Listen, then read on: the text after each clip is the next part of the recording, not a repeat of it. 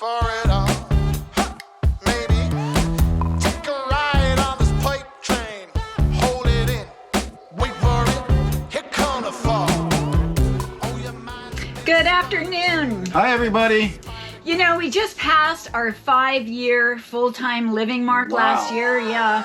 And we're almost at 5 years living in this Tiffin Allegro Bus motorhome. Yeah, that's because we had another rig before this one. Yeah. So we thought we would take this time to reflect. We've been talking about, did we make the right choice? Was it a mistake? Are we ready for a change? What's going on with that? So we thought we would make a video and talk about our process of why we chose this motorhome, and are we looking for a change, and is it working for us? So by the way, those are good questions because a lot of people ask us, they'll come up and ask us, how do you like the rig? What rig? We're thinking about getting a rig ourselves. What do you think we should get? So this kind of addresses that. You know, a little background about us. We've always been campers. We grew up camping. Wayne and I have been backpacking and tent camping, big group camping, every kind of camping you can imagine.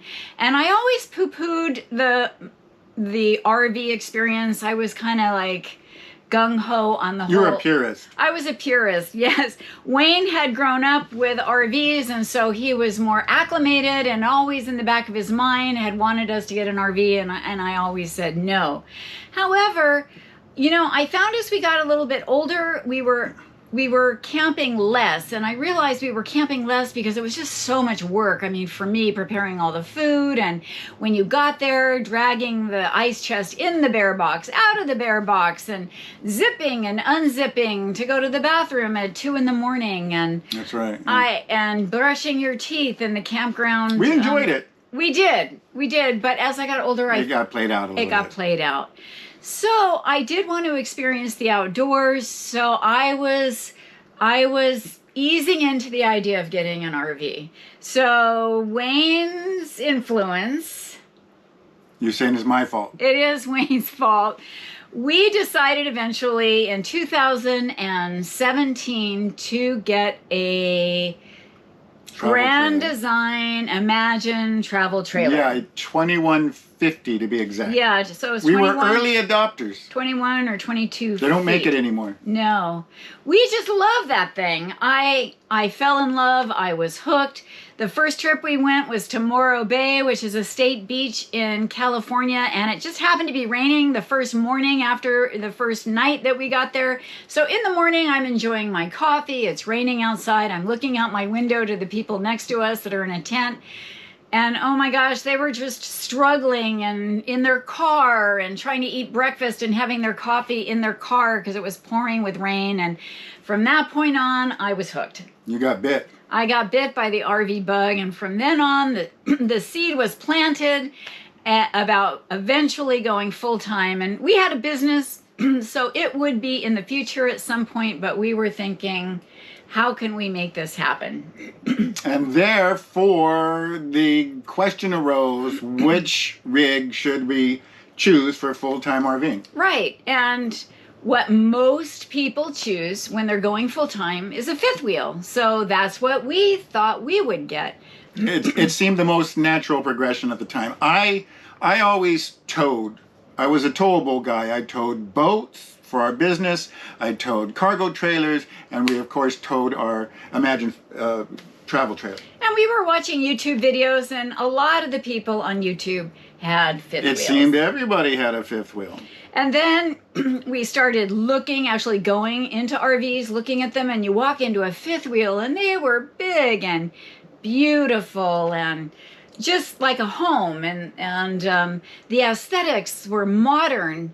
And, you know, when you think of the aesthetics, the manufacturers of fifth wheels tended to get the modern aesthetic quicker or sooner than those manufacturers of motorhomes. They were a little stale. That might seem a little counterintuitive, but I do remember going and looking at a lot of RVs in the 2010s, the teens, and they had, even the upper end ones had sort of that strange Vegas casino vibe. On the ceiling and mirrors and gold. Yeah. And yeah, so that's what I had in my mind. So I was really fifth wheel all the way. Another thing is that fifth wheels are less expensive. They're less expensive to purchase. They're less expensive to maintain. So I like that. And, you know, one more reason why I think we were really, or I was really focused on a fifth wheel and a truck was, you know, I think of a truck, a nice dually, nice big truck. I would feel safe. I thought I would feel much safer and secure in a closed-in cabin of a truck instead of that big open feeling of a motorhome and that big window. So I thought I would feel much more secure and safe driving in a truck rather than a motorhome. So that is why we were all gung-ho on a fifth wheel. So why did we ultimately choose a motorhome over the fifth wheel? And I think one of the reasons is the aesthetic that we were talking about before, where the fifth wheels had that beautiful modern aesthetic, and I in my mind was picturing motorhomes as kind of cheesy. But we were at a RV show, I think in Pomona, the Pomona RV show. Fairgrounds. And Wayne said, "Oh, he was always, because he I think he secretly wanted a diesel pusher." So he brought me into an Allegro red. I think it was a Tiffin. It was an Allegro red. And I walked in and I looked around and I said, you know, I think I can do this. I really liked it. I remember that. Yeah. Yes. So that got the wheels turning. Okay, maybe a motorhome is possible. I remember that they had a Ford heavy-duty truck display there at that Pomona show, and you went and sat inside one and stood beside one, and you looked so small. Yeah. Next to it. That was another reason why we decided not to do the dually and the fifth wheel. I literally walked up to that Ford display, to that dually, and I just said, I don't think I can do this. This cannot be our daily driver. I mean, I'm 5'4", I'm a small gal, and this thing was huge, and I climbed up into that thing and said, I'm not taking this to the grocery store. I just couldn't even, I just couldn't fathom. Way too much. Also, one more thing I forgot to mention was the bigger diesel tank was an issue. Oh, yeah. So on the motorhome, on the motorhome, we have a 150-gallon diesel tank, which we can go at night. We average about 8 or 9 miles per gallon. We can go a long way on 150 gallons. And the dualies had in the 30s. Their capacity was 37. I don't remember. You can upgrade those. 37 tanks in the back. Right, but we would have had to upgrade, and we would have had to add a tank. Yeah, and you still weren't getting anywhere near 150. And you still weren't getting anywhere near 150. For example, we've been in California. Well, we're now in Arizona. We're in Yuma, Arizona, but we could skip a lot of those heavy prices. A very California diesel prices. Yeah, kind of scary, and then make our way from, to go up to Northern California and go back without buying fuel. Yeah, we only had to buy fuel in California once. We are on fumes. We don't usually like to let it go this far. Cargo carrying capacity. We've got what in this rig? We have over 5,000 pounds cargoes. Officially, we've got 5,300 pounds. Right, so we don't have to worry about just about anything we carry. Now, that doesn't mean we shouldn't. Yeah. But we don't. We don't. Another reason why we were really leaning towards the motorhome was propane. We really wanted an all-electric coach. It's nice not having to go and find propane. And then we were in situations, and we still see situations, where propane is limited. Yeah. So we're glad that we don't have to deal with that. And Wayne's motto? Well, I don't know if I should say it, but I said in propane, there's very little pro and there's a lot of pain. Yes. So those are the reasons why we ultimately chose the motorhome over the truck and fifth wheel. We made the choice for the motorhome, and we've been living in it for 5 years, and we thought we would reflect. Did we make a mistake? Did we make a mistake? We get that question a lot. I gotta tell you, there are not sometimes now, But there were some times in our 5-year history in this rig that I thought we might have made a mistake. Yeah. Now, just like any rig, we had our problems. The first couple years were a lot of problems. Fixing the rig and maintenance, we have a lot of maintenance. I'm able to do a lot of it myself, maybe more than most people. I don't know. I feel pretty average, but that's good. But we also relied on Tiffin to take care of us, and they have. Yeah. When we first bought the motorhome, we knew there would be problems, but we didn't know we had catastrophic problems. But Tiffin took care of it. We weren't prepared for it, but we dealt with it and we moved forward, and we are past it, and we are very, very happy. Hey, Valerie, what's that RV they make that doesn't have any problems? It's non-existent. Oh. The ferry train. Yeah, there isn't one. So, for those of you that we're speaking to now who are thinking about getting into this lifestyle or thinking about buying a rig, whether you're a weekend warrior or whatever, know this, you will have problems with that rig. So here are some thoughts about benefits that we didn't really consider when we were making the choice between a motorhome and a fifth wheel, but I thought we would share because it might help you make that determination if a motorhome is for you. Oh. Now, the first one that I didn't really think about is being able for me to use the restroom as we're going down the road. You know, I thought it wouldn't be an issue because we're coming from a travel trailer and we always found a spot to pull over.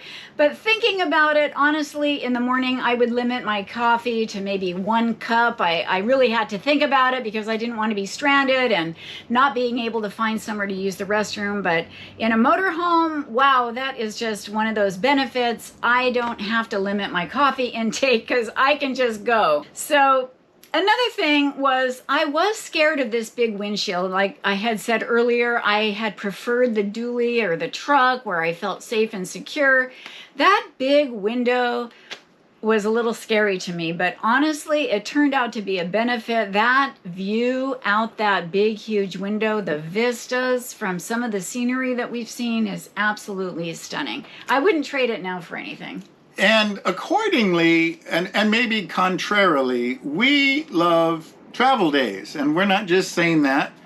We love the road. We love the road. We like being on the road, going down the road. And that's a big reason why. It's not the only reason why. There are some philosophical reasons, which we'll get into in another video. But looking out at the glass and seeing those vistas is pretty amazing. Now, another benefit is, and I wasn't expecting it, was the motorhome just felt so much more sturdy, especially, you know, coming from a travel trailer. And it was light, of course, but the motorhome, you got 3-inch walls, it's quieter, we've got tile floors, so we're not rocking. When I'm in the shower, we have a tile shower. You're talking about while we're parked. Well, yeah, while we're parked. While we're parked. And, you know, when I took a shower in the travel trailer, you know, it had the... It was Buckle. lightweight. Yeah, it would buckle under my weights, kind of, you know, and so you would feel it.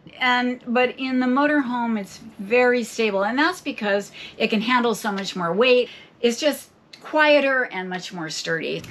Another benefit, and this is kind of tied into us being all electric, but we only have 1 diesel tank, and that feeds our diesel engine, our generator, our heating system, the aqua-hot, what do you call it?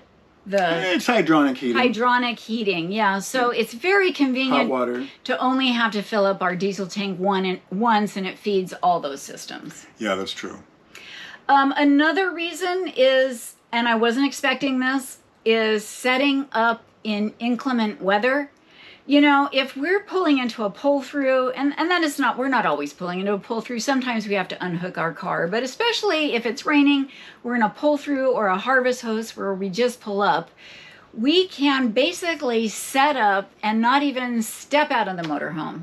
So the buttons, you just do the slides, everything is inside the motorhome, and wow, comparing that to the travel trailer and getting out in the rain and trying to level and, oh, with the leveler, it was...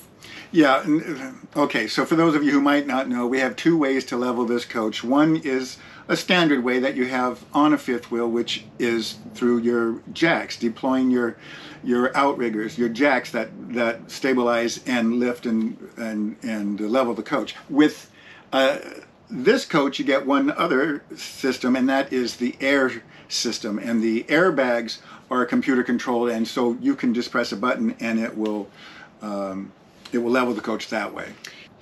Another benefit is I knew I didn't want to drive the dually, but I didn't realize how much I enjoy the small Jeep for exploring and daily driving. I really, really like the Jeep. And so I'm very, very happy that we're flat towing the Jeep and not driving the dually. That I'm not driving the dually. You would probably prefer the big truck. It's just easier sporting around town or parking on the, leaving your rig on the outside of a national park and being able to take that car and explore. In a smaller car. Yeah. I know some people really want to have a rig that they go and pull into a national park, but there's something about being on the outside and taking that small car and just being able to go all over the place. Yeah, I didn't realize how much of a benefit that would be, but we have found that it is essential. I don't know if we could go to something bigger. So I really, really like that. All right, so those are some tremendous advantages that we discovered after we got into this rig. What about the cons? There are a few cons, so let's go over those now. Now, the hardest thing to get used to is the noise of all the rattling of everything you own, your whole home, rattling, everything behind you. Pots and pans. When we were in the travel trailer, it's all back there. You don't hear it, you don't know, but when you're sitting there, it is so disconcerting. And the roads are terrible.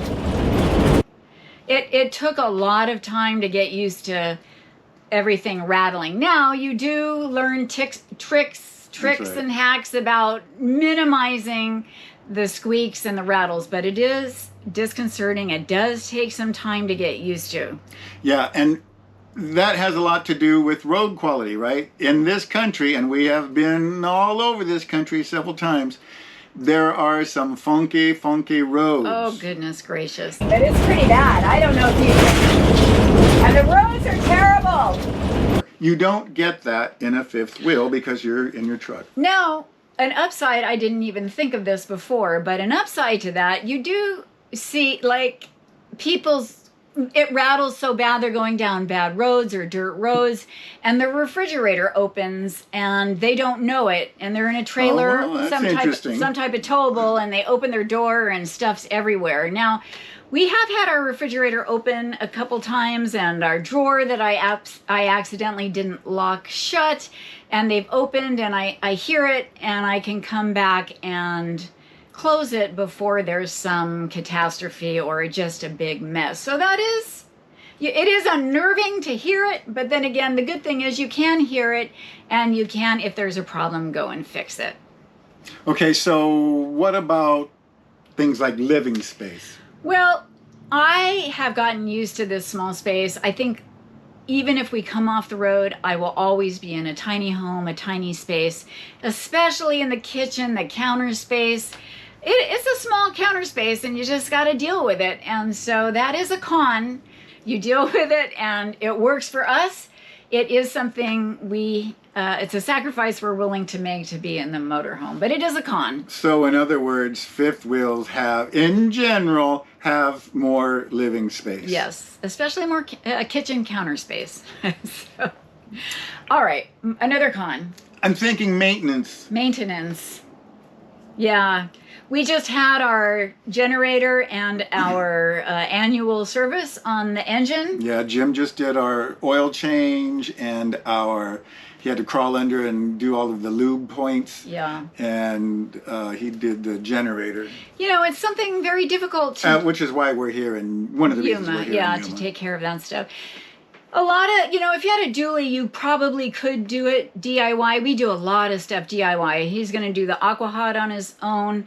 But, this rig takes 26 quarts. 26 quarts 26 quarts of oil. Minimum. What are you going to do with all that? Where are you going to put it, deal with? It's just too much to do a DIY on a rig like this. So you do have to pay someone. It is quite expensive.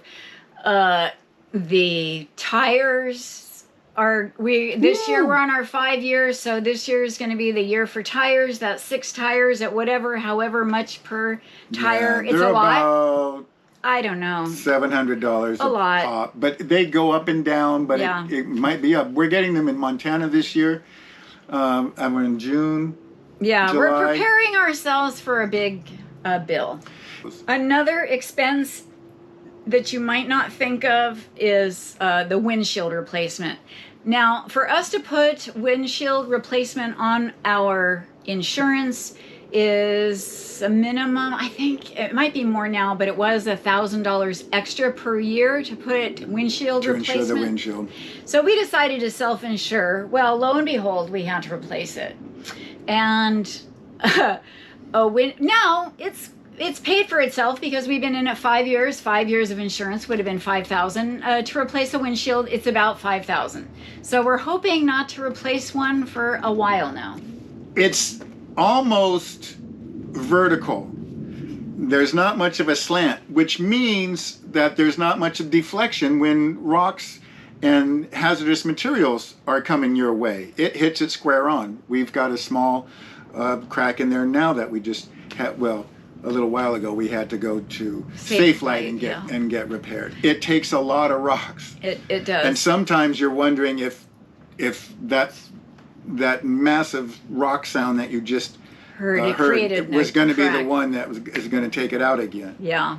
And if you travel as much as we do in any rig, whether it's a fifth wheel or it's a motorhome, you're going to have to maintain that rig. It's the most important thing that you can do. But in general, I think overall, the common thought is that a diesel motorhome does have more maintenance costs than a fifth wheel. Yes. Yeah. So overall, we love our Tiffin motorhome. We do believe we made the right choice. Yeah, not a mistake. No. We are very glad we chose this. We got our first rig, although we had the travel trailer, but that doesn't really count because we didn't buy that to full-time RV in. So we were very fortunate that we were able to kind of look at the pros and cons and that we chose the rig for us first. So many people don't, and they have to change, and it's so expensive to have to sell your rig and change to something else. But we have not had to do that. I'm very glad about that. And you'll agree with me that everybody is different. Everybody's different, and everybody has a different situation, and everybody's travel style is completely different. So the message is you've got to weigh each pro and con and find out which one is right for you. Right. So this motorhome is right for us, but it definitely may not be right for you. If you have any questions or you don't know about what's the right rig for you and you have any questions for us, please feel free to comment below. You can comment or ask us questions on our Facebook page, roadenvyrv on Facebook, and we'll get back to you. We'd love to have a conversation and talk to you about what might be the best rig for you about your situation. We do meet a lot of people on the road and we have those conversations. Yeah, and we hope to meet you guys as well. If you're watching this, hopefully we can meet more of you in 2025. Yeah, so thank you for watching. We so appreciate it, and we will see you on the road. Bye. Bye-bye.